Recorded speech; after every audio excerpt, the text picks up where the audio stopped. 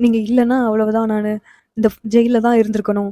உண்மைய கண்டுபிடிச்சு அந்த குற்றவாளியையும் போலீஸ் முன்னாடி நிறுத்தி, என்ன எப்படியோ வந்து ஜெயில்ல இருக்காம காப்பாத்தி வெளிய கொண்டு வந்துட்டீங்க. எல்லாமே செஞ்சது நீங்க தான்.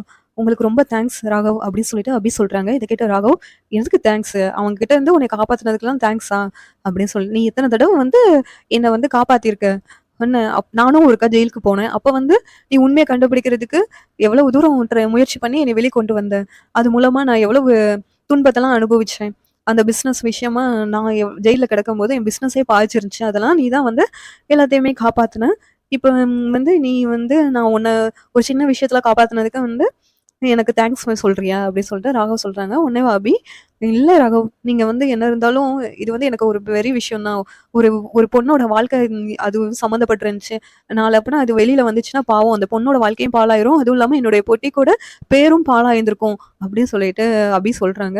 "இல்ல அப்படியெல்லாம் நான் விடமாட்டேன் அப்படின்னு சொல்லிட்டு ராகவ் வந்து அபி கிட்ட சொல்றாங்க. "நான் வந்து பாத்துக்கிறேன். அதான் வந்து என்னுடைய ஆஃபீஸ்லயே வந்து உன் பொட்டிக்க வைக்கலாம்னு சொல்லி நான் பெர்மிஷன் குடுத்துட்டேன்ல. இனிமேல் வந்து உனக்கு எந்த பிரச்சனையும் வராது. அப்படி வராம நான் பார்த்துக்குவேன். நீ தைரியமா இருக்கலாம்." அப்படின்னு சொல்லிட்டு ராகவ் சொல்றாங்க. என்ன இருந்தாலும் வந்து உங்களால தான் எல்லாமே நடந்துச்சு ராகவ். ரொம்ப தேங்க்ஸ் அப்படின்னு சொல்லிட்டு அபி வந்து அழுகுறாங்க. சரி எதுக்கு இப்ப நீ அழுகுற? அப்படின்னா, இல்ல நடந்ததெல்லாம் நினைச்சு பார்த்தா எனக்கு அழுகையா இருக்கு. அந்த எதிரி யாருன்னு தெரியல. அதுவும் உங்க வீட்ட விட்டு உங்கள விட்டு போகணும் அப்படின்னு சொல்லி தான் என்ன வந்து மிரட்டுனான்.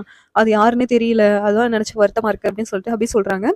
கவலைப்படாத. அதான் போலீஸ் வந்து விசாரிக்கிறேன்னு சொல்லியிருக்காங்கல்ல.